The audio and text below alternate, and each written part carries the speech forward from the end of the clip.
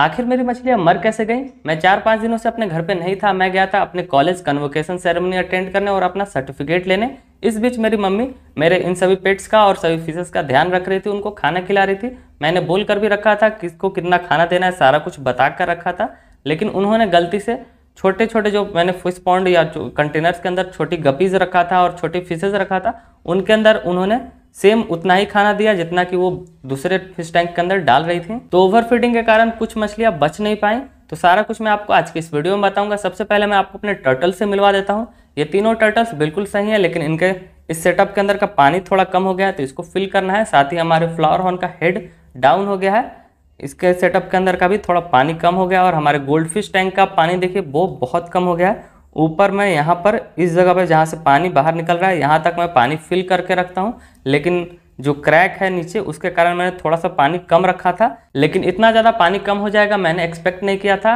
और इस वाले टैंक के अंदर मैंने ढेर सारे बेटा फिशेस को रखा है, लेकिन उन्होंने काफ़ी ज़्यादा गंदगी कर दिया है और इनके ग्लास के ऊपर भी काफ़ी ज़्यादा एल्गी ग्रो हो गया है। आप एक बार कंपेयर करो, दोनों के अंदर मैंने व्हाइट सैंड यूज़ किया है। इसके अंदर का व्हाइट सैंड कितना अच्छा है, हमारे सभी पोलर पैरेट भी बहुत ही अच्छे हैं। और ऊपर यहाँ पर मैंने अपने पोलर पैरेट के बेबीज़ को रखा था, लेकिन यहाँ पर भी आप देखिए काफ़ी सारा फूड पड़ा हुआ है, तो इसके अंदर भी ओवर फीडिंग हो गया, जिसके कारण एक भी बेबी बच नहीं पाया। आप देखिए नीचे आपको ढेर सारे बेबीज़ दिखेंगे, बेबीज़ का बॉडी दिखेगा। और यहाँ पर मैंने ढेर सारे गपीज़ रखा था, 4-5 गपीज़ थे। एक यहाँ पर बाहर की ओर जंप कर गया और एक फीमेल गपी आप देखिए यहाँ पर मरी पड़ी है। बस 2 ही यहाँ पर गपीज़ बची हैं, बाकी सभी गपीज़। और यहाँ पर मैंने कुछ श्रिम्स भी रखा था, तो श्रिम्स भी नहीं बच पाए। और यहाँ पर हमारे श्रिम्स का ये सेटअप था, यहाँ पर मैंने सी थ्रू गपीज़ रखा था, तो उनको यहाँ पर से शिफ्ट कर दिया है। और सी थ्रू गपीज़ के कुछ बच्चे मैंने यहाँ पर इस जार के अंदर रखा था, तो इसके अंदर का भी थोड़ा पानी कम हो गया है। और यहाँ पर मैंने कुछ एक्जॉटिक गपीज़ रखा था, सभी के अंदर पेयर बनाकर और इसी तरह रखा था। और यहाँ पर हमारा जो ब्लैक का पेयर था उसकी फीमेल सर्वाइव नहीं कर पाई, और इस वाले कंटेनर के अंदर मैंने ढेर सारी एक्जॉटिक गपीज़ की फीमेल्स को रखा था, तो वो सभी बिल्कुल। लेकिन यहाँ पर एक ब्लैक का मेल सर्वाइव नहीं कर पाया, इसकी फीमेल यहाँ पर है। यहाँ पर भी ओवर फीडिंग हो गया है, जिसके कारण ये बच नहीं पाए। तो इनके सेटअप को भी अच्छी तरह से क्लीन करना है। और यहाँ पर ये जो हमारा 3-in-1 फिश टैंक है, यहाँ पर भी ओवर फीडिंग हो गया है। नीचे आपको ढेर सारा लेफ्ट ओवर फूड दिख रहा होगा, लेकिन हमारे ये तीनों सेटअप्स के अंदर जितनी मछलियाँ मैंने रखा था, जितनी मछलियाँ मैंने यहाँ पर छोड़ कर गया था, वो सभी बिल्कुल ठीक हैं। बस यहाँ इनके अंदर का थोड़ा पानी गंदा हो गया है। हमारी जो जंबो मॉलिस है उनके टैंक के अंदर का भी पानी गंदा हो गया है, तो इनके अंदर का जो पानी है उसको हम चेंज करेंगे। और ऊपर ग्लास के ऊपर भी काफ़ी वाइट सब्सटेंस आ गया है, जो कि गर्मी के मौसम में आता रहता है, तो इसको भी हम पूरा क्लीन करेंगे। और इस वाली एक्जॉटिक गपी ने मैंने अभी जस्ट देखा, इसने बेबीज़ दिए हुए हैं। यहाँ पर मैं बैठा हुआ था और चेक कर रहा था कि इनका क्या अपडेट है, तो मैंने देखा कि काफ़ी सारे नन्हे छोटे छोटे इन एक्जॉटिक गपीज़ के बेबीज़ पूरा घूम रहे हैं। ऊपर की ओर ज़्यादा थे और नीचे प्लांट्स के आसपास थोड़े कम थे, तो इनको पकड़ना है और इनको शिफ्ट करूँगा मैं। जहाँ पर मैंने इनके पहले बेबीज़ को शिफ्ट किया था, वहीं पर इन सभी को भी शिफ्ट कर दूँगा। और यहाँ पर मैंने मट्स के ऊपर फिश रखा था, और इस वाले के अंदर मैंने क्रैब्स रखे थे, तो यहाँ पर 1-2 प्लांट्स ख़राब हो गए हैं। और इसके अंदर का भी पानी काफ़ी ज़्यादा गंदा हो गया है, और यहाँ पर भी काफ़ी सारा एक्स्ट्रा फूड पड़ा हुआ है। और इस वाले जार के अंदर बस मैंने ऐसे ही इसको रखा, इसके अंदर कोई मछली नहीं है। और यहाँ पर मैंने रेड वाली जो फीमेल गपी थी उसको शिफ्ट किया था, लेकिन फ़िलहाल यहाँ पर कोई नहीं है, लेकिन मम्मी ने इसके अंदर भी थोड़ा फूड दे दिया था। और यहाँ पर इन तीनों कंटेनर्स के अंदर मैंने सभी एक्जॉटिक गपीज़ और स्वाटटेल के बेबीज़ को रखा है, तो यहाँ पर भी काफ़ी ज़्यादा ओवर फीडिंग हो गया है। आप देख पा रहे होंगे नीचे काफ़ी सारा फूड पड़ा हुआ है, लेकिन ये सभी बेबीज़ बिल्कुल ठीक है। और यहाँ पर है हमारे ड्वार्फ हैमस्टर्स, इनको मैंने अभी तक चेक नहीं किया है, इनको भी जल्दी से चेक करेंगे। और इस और जितने भी मेरे DIY पॉन्ड मैंने बना कर रखा था सभी बिल्कुल ठीक है, बस इनके अंदर का पानी थोड़ा कम हो गया है, तो उसको फिल करना है। तो अपना काम जल्दी से शुरू करते हैं। सबसे पहले मैं इस श्रिम्प वाले टैंक को पूरा क्लीन करने वाला हूँ। ऊपर आप देखिए काफ़ी सारा व्हाइट सब्सटेंस यहाँ पर जम गया है, तो यहाँ पर मैं सेविंग ब्लेड यूज़ कर रहा हूँ, जिसके हेल्प से मैंने यहाँ पर जितना भी व्हाइट सब्सटेंस पूरा चिपका हुआ था उसको मैंने हटा दिया। और इसके साथ मैंने ग्लास को भी अच्छी तरह से क्लीन कर दिया और इसके अंदर पानी दोबारा से फिल कर दिया। और अब जाके हमारा ये टैंक बिल्कुल सही हो गया है। आपको काफ़ी सारा व्हाइट सब्सटेंस अंदर तैरता हुआ दिखेगा, छोटे छोटे पार्टिकल्स। तो फिल्टर को ऑन करते ही वो सारा चीज़ ये सक कर लेगा और हमारा ये पूरा टैंक पूरा क्रिस्टल क्लियर हो जाएगा। मैंने फिल्टर को ऑन कर दिया है और इस टैंक को मैं जल्दी में पूरा डेकोरेट करने वाला हूँ। इसके अंदर मैं कुछ और प्लांट्स ऐड करने वाला हूँ, क्योंकि मैं कुछ और नए प्लांट की कटिंग्स लेकर आया हूँ। तो इन प्लांट्स को हम इस टैंक के अंदर लगाने वाले हैं। हो सकता है आपको कुछ दिनों में वो वीडियो देखने को मिल जाए। और जब ये फिर से दोबारा सुंदर सा प्यारा सा प्लांटेड टैंक बन जाएगा, प्लांटेड सेटअप बन जाएगा, फिर उसके बाद यहाँ पर हम श्रिम्प्स को दोबारा लाएंगे, दोबारा इनको रखेंगे। और यहाँ पर कुछ एक्वेरियम हीटर है, मैंने सारा एक्वेरियम हीटर तो निकाल दिया है, लेकिन फिलहाल के लिए बस यहाँ पर मैंने रखा है। तो इन सभी एक्वेरियम हीटर्स को भी जल्दी से मैं यहाँ पर हटा दूंगा। और ये जो हमारे सी थ्रू गपीज के बेबीज़ हैं, ये जब थोड़े और बड़े हो जाएंगे 1-2 हफ्ते के बाद, फिर उसके बाद इनको भी मैं इनके पेरेंट्स के साथ, इनके जो बड़े भाई बहन उनके साथ शिफ्ट कर दूंगा। और हमारे टर्टल्स इना, मीना और डीका ये तीनों बिल्कुल ठीक हैं। बस इनके टैंक का पानी थोड़ा कम हो गया और पीछे से फिल्टर का पाइप इन्होंने निकाल दिया है। बस फिल्टर ऐसे ही बस फ्लो हो रहा है, पानी क्लीन नहीं हो रहा है।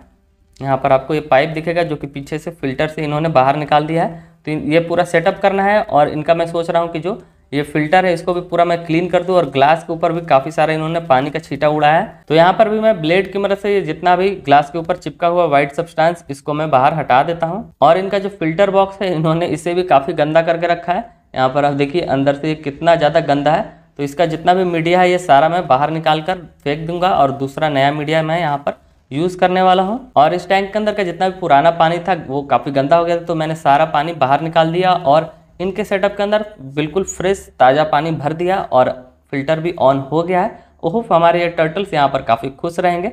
साथ ही यहाँ पर जो बास्किंग लाइट था इन टर्टल्स के लिए वो ख़राब हो गया था, तो मैंने नया एक बास्किंग लाइट भी परचेज़ किया है। तो इस बास्किंग लाइट को भी यहाँ पर लगा देते हैं। और हमारा जो ये पालुडारिया में इसको भी मैं बहुत जल्दी पूरा मॉडिफाई करने वाला हूँ।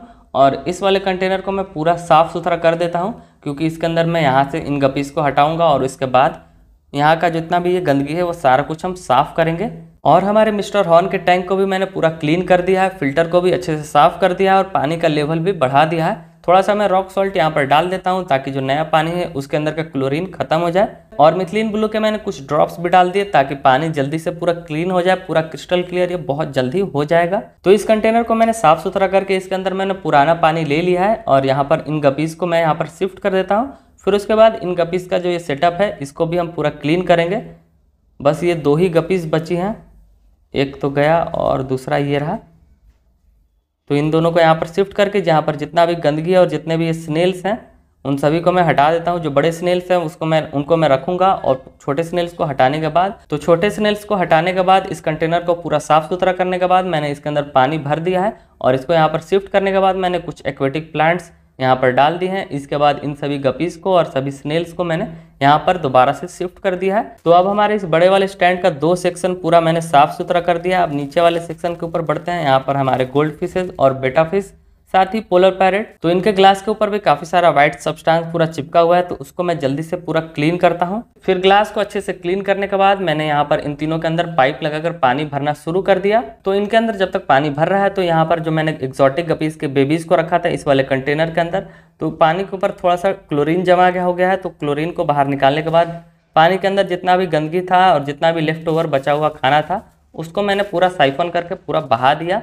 और अब इस कंटेनर के अंदर भी हम फ्रेश पानी भर देते हैं ताकि हमारे इन गपीज़ के बेबी अच्छे से ग्रोथ करें। साथ ही कुछ DIY पॉन्ड मैंने टेरेस के ऊपर रखा है, तो इनके अंदर का भी पानी थोड़ा कम हो गया है, तो इनके अंदर भी पानी फिल करते हैं। तो पानी फिल करने के बाद अब ये बिल्कुल सही दिख रहे हैं। इनके अंदर मैंने जितने प्लांट्स लगाए थे तो प्लांट्स तो बहुत ही अच्छे से ग्रो हो रहे हैं, क्योंकि यहाँ पर पूरा दिन ही धूप आता रहता है। और हमारा जो कोई फिश पॉन्ड है ये तो बिल्कुल अच्छा चल रहा है।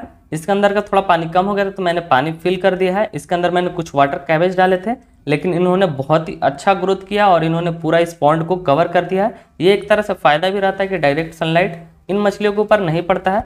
तो अब बढ़ते हैं अपने इस फिश रूम के अंदर। अभी मैं जस्ट आया था यहाँ पर इस छोटे वाले स्टैंड के पास, तो मेरे इस हैमस्टर्स का जो सेटअप है, डॉर्फ हैमस्टर का सेटअप है, यहाँ से स्मेल आ रहा था। तो मैंने यहाँ पर थोड़ा सा ये हटा कर देखा, जितना भी वुड चिप है, तो हमारा जो ये मेल था यानी पीनट वो सरवाइव नहीं कर पाया। पता नहीं क्या हुआ, तीनों तो बिल्कुल सही लग रहे हैं, लेकिन इसके साथ क्या हुआ पीनट के साथ पता नहीं। ये यहाँ पर इस तरह से पड़ा हुआ था, जो कि बिल्कुल सैड, काफ़ी बुरा न्यूज़ है। तो इसके बॉडी को मैंने प्लास्टिक के अंदर कुछ इस तरह से उठाया और यहाँ पर जितना भी वुड चिप था इस ओर मैंने सारा हटाकर और यहाँ पर मैंने स्प्रे करके यहाँ पर जितना भी गंदगी था उसको मैंने साफ़ सुथरा किया।